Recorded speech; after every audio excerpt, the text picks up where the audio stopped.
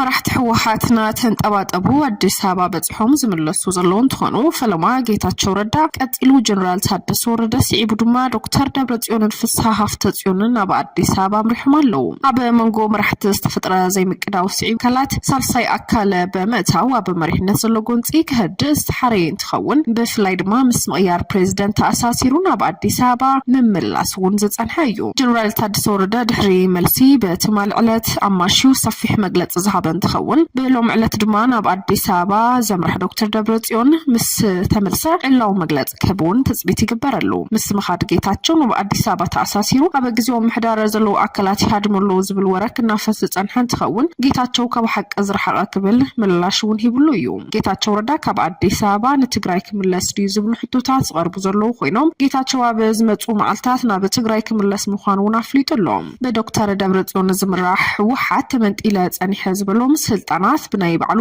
ዘተኮም ዘለውን ተኸውን ጌታቸው ረዳ ካብ አዲስ አበባ ምስተመልሰ ናብ ቤት ጽሕፈቱ ተእቱ ወዲኹም ዝብል ሕቶ ዝቀረበሉ አማኑኤል አሰፋውን እንትኾነም ዝተቀየረ ነገር የለን ከብልውን አስሚሩሉ ዘሎ አቶ ጌታቸው ወደ መቀለ መለሳለሁ ብለዋልና ፕሬዝዳንት ጽሕፈት ቤት ውስጥ እንዲገባ ተፈቅዶለታላችሁ? እንግዲህ ጽሕፈት ቤት እየተቆጣጠር ነው ስላላችሁ ነው።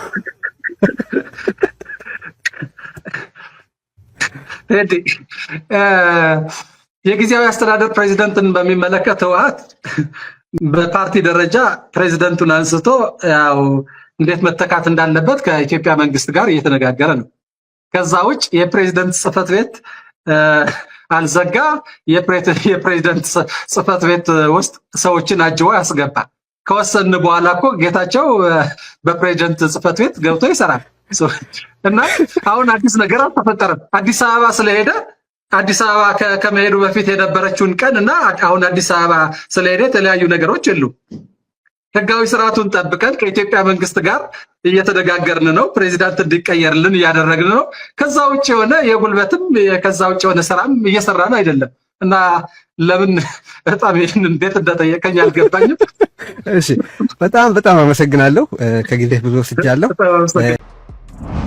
አዘዝት ሰራዊት ኣብ ትግራይ እግርግርን ምፍጣር ይንቀሳቀሰሉ ዝተባሃሉ ካብ ስልጣኖም ዝሰናበቱ ዘለውን እንትኾኑ በበዓል ዶክተር ደብረጽዮን ገብረ ሚካኤል ዘምራሕ ህወሓት ትላዕሎት አዘዝትን ምእጋድ ዝተወሰነ ውሳነ ተቀባልነት የብሉን በመባል ነጽግወሎም ናይ ጌታቸው ረዳ ነበር ውልቀ መላኽና በለ ዝጻርሕ መግለጽ ህወሓት እቲ ፕሬዝዳንት ቀድም ኢሉ ካብ ሓላፍነቱ ዘልዕሎ ምዃኑ ብምዝኽኻር መቀጠልታ ናይ ሰራዊት ምፍራስ ዝግበር ሽርሕን ተልኾን ክብል ነጽግዎም አዛዝ ግንባር ደቡብ ሜጀር ጀነራል ዮሐንስ ወልደ ጊዮርጊስ ጆን መዲ አዛዝ ግንባር ሰሜን ምብራቅ ሜጀር ጀነራል ማሾ በየነ አዛዝ ግንባር ምዕራብ ጀነራል ምግበይ ኃይለ ካብቶም በሶን ምሻት ካብ መዝነቶም ዝተላዓሉ ክላዓሉ ዝተነገሮም አዘዝት እዮም እቲ ግዚያዊ ናይ እግድ ደብዳቤ ሓደ ዓይነት ትሕዝቶ ዘለዎ እንትኸውን ካብ ናይ መንግስቲ ውሳነ መጻኢ መላእ ህዝቢ መንእሰይ ናብ እግርግር ሓይሊ ጸጥታ ናብ ሕድሕድ ጎንፂ ዘእቱ ኮታስ መላእ ህዝቢ ናብ ዘይወጡ ዓዛእቲ ዘእቱ ምንቅስቃስ ብምንባሩ እዩ ዝሕበር ናይቲ ብወግዒ ኣብ መንግስታዊ ማዕኸናት ዜና ትግራይ ዝወፅእ ቁልዕ ደብዳቤታት ናብ ሓላፊ ቢሮ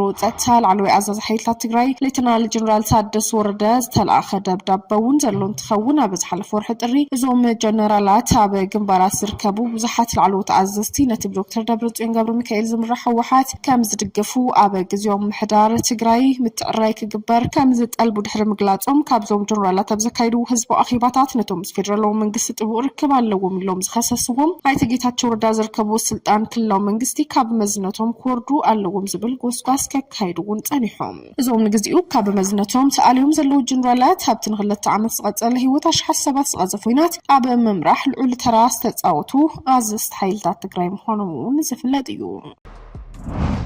ኤርትራ ነቲ ኩናት ትግራይ ደው ዘበለ ስምምዕነት ሰላም ፕሪቶሪያ ናይ ምዝራግ ድሌት የብለን ክትብል ኣፍሊጣላ ብወገን ኢትዮጵያ ብዛዕባ ኣፍ ደገ ባሕሪ ዝጋዋሕ ዘሎ ንኩናት ዝቕስቀስ መግለጽታት ጠንቂ ምትፍናን ይኸውን ከም ዘሎ ሚኒስተር ዜና ሃገር ኣፍሊጡ ኤርትራ ነታ ብመንጎ ዝተፈላለዩ ኣብ ውሽጢ ህወሓት ዘሎ ፖለቲካውያን ጉጅለታት ዘሎ ምግማዕ ንምግዳድ ድሌት የብለን ክትብል ብሚኒስተር የማነ ገብረ መስቀል ኣቢላ በዘውፅቶ መግለጽ ኣነጺራላ ሓይልታት ኤርትራ ኣብ ውሽጢ ኢትዮጵያ ዘለው ንዝብል ክስታት ደጊሙ ዝነጸጋ እቲ ሚኒስተር ጎንጽ ንሙላ ጉልባብ ንምርካብ ዝዓለመ እዩ ክብል ገሊጽዎ ከም ተቀድም ሕዛብ ዝተፈላለዩ ጋጣሚታት በዘወላውል መንገዲ ዘስመረትሉ ኤርትራ ንስምምዕነት ሰላም ፕሪቶሪያ ናይ ምዝራግ ድሌት የብላን ይብል ኣብ ዝወፀ መግለጺ እቲ ኣብ መንጎ ሕወሓትን ፌደራላዊ መንግስትን ዝተፈረመ ስምምዕነት ውሽጣዊ ጉዳይ ኢትዮጵያ ምዃኑ እቲ ሚኒስተርን ተነጸረ አንጻር ፕሬዚደንት ግዚያዊ ምሕዳር መርገጽ ወሲዶም ዘለዉ ገለ መራሕቲ ሕወሓት ሓይልታት ትግራይ ምስ ኤርትራ ርክብ ኣለዎም ተባሂሉ እዩ ዝኽሰስ ጌታቸው ረዳ ብሓሙስ ኣብ አዲስ አበባ ዝሃቡ ጋዜጣዊ መግለጺ ኤርትራ ትርከብዎ ኢዶም ዘእቱ ናይ ወጻኢ አካላት ከም ዘሎ ብምጥቃስ ካብታ ብትግራይ ዘሎ ሕንፍሽፍሽ ረብሓ ኣለዎም ክብል ይኸስስ እንተኾነ ግን መሻርክቲ ዶክተር ደብረጽዮን ነቲ ምስ ኤርትራ ርክብ ኣለኩም ንዝብል ክስ እንትነጽግዎ ካልእ ዙርያ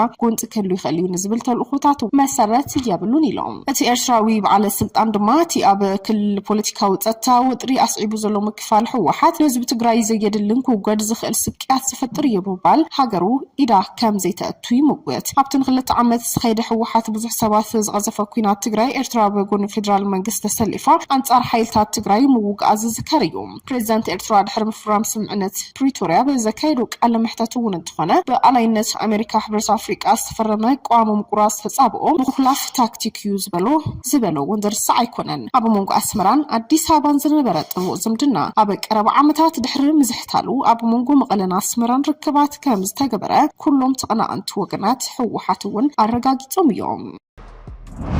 ኣብ ኢትዮጵያ መብጻሕ ዘካየድ ዘሎ ወታደራዊ ልኡኽ ሩስያ ስምምዕነት ሓይሊ ባሕሪ ከም ዝፈረመ አዲስ አበባ ፍሊጣላ ሰራዊት ኢትዮጵያ ብዓርብ ብዘውፅኦ መግለጺ ምክትል ኣዛዚ ሓይሊ ባሕሪ ሩስያ ኣድሚራል ቭላድሚር ምስ ኢትዮጵያዊ መዘንኡ ኮሞዶር ጀማል ቱፊሳ ተራኺቡ ከም ተዘራረበ ይጠቅስ ኣብቲ ዘካየድዎ ደርርብ ንሓይሊ ባሕሪ ኢትዮጵያ ንምሕያል ናይ መጻኢ ምትሕግጋዛት ዝድግፍ ኩነታት ንምጥዓም ድማ ስምምዕነት ተፈራሪሞም እቲ ሩስያዊ ልኡኽ ሓይሊ ባሕሪ ናብ ቀንዲ ቤት ጽሕፈት እዚ ኣብ ቢሾፍቱ ካብ ማእኸል ስልጠና ሓይሊ ባሕሪ ኢትዮጵያ ከም ዝበጽሐ እንትጥቀስ እቲ ኣፍ ደገ ባሕሪ ዘይብላ ኢትዮጵያ ብ2018 ሓይሊ ባሕሪ ክትመስርት ምዃና ምግላጻ ኣብቲ ዞባስ ክፍተታት ፈጢሩ ኣብ 2021 ቀዳማይ ዙርያ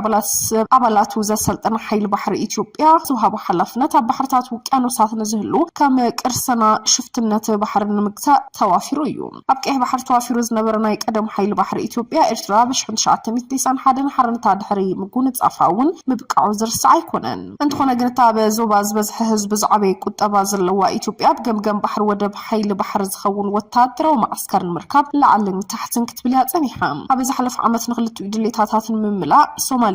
ሶማሊላንድ ዘካየደቶ ምርድዳ ኣብ እቲ ዞባ ዓብዪ ወጥረን ምትፍናንን ፈጢሩ ድሕሪ ኢትዮጵያን ኤርትራን ኣብ 1998 ክሳብ 2000 ዘካየዱ ደማዊ ደባዊ ኩናት አዲስ አበባ ብወደብ ኤርትራ ናይ ምጥቃም ዝነበራ ዕድልና ጸበበ ኸይዱ ኢትዮጵያ ምስ ሓይሊ ባሕሪ ብዙሓት ሃገራት ምዕራብ ምብራቕን ሓቂፋ ዘላ ጅቡቲ ክትላዘብ ምጽንሐውን ይግለጽ ፕሬዚደንት ፈረንሳይ ኢማኑኤል ማክሮን እውን ኣብ ወርሒ መጋቢት 2019 ኣብ ኢትዮጵያ ብዝበጽሐሉ እዋን ሃገሩ ኣብ ምቋም ሓይሊ ባሕሪ ኢትዮጵያ ዝኣክል ምድጋፍ ከም ትገብር ቃል ኣትዩ እዩ ኣብ ሚያዝያ 2024 ምክትል ኣዛዚ ሓይሊ ባሕሪ ሩስያ ቭላድሚር ድማ ዝመርሑ ልኡኽ ሩስያ ናብ ኤርትራ ብምብጻሕ ምስ ፕሬዚደንት ኢሳያስ ኣፈወርቂ እውን ተራኺቡ ኣብ ጥሪ 2023 ኣስመራ በጽሑ ዝነበረ ሚኒስተር ጉዳያት ወጻኢ ሩስያ ሰርጌይ ላቭሮቭ እውን ወታደራዊ ዓቕሚ ኤርትራ ንምሕያል ቁሩባስ ምዃኖም ይገልጹ ናይ ምክልኻል ዓቕማ ብምሕያል ድሌታት ክነማልእ ድልዋቲና ዝበለ ሚኒስተር ዜና ኤርትራ ምስቲ ኣብ ትግራይ ተፈጢሩ ዘሎ ኩነታት ብዝተተሓዘ ኣብ ዝሃቦ መግለጺ ብወገን ኢትዮጵያ ብዛዕባ ኣፍ ደገ ባሕሪ ዝጋዋሕ ዘሎ ንኩናት ዝቕስቅስ መግለጽታት ጠንቂ ምትፍናን ይኸውን ከም ዘለዎ ነቒፉ እዩ ብዛዕባ ምብጻሕ ናይቲ ልኡኽ ሓይሊ ባሕሪ ይኹን ዝተበጽሐ ስምምዕነት ግን ብወግዕ ድማ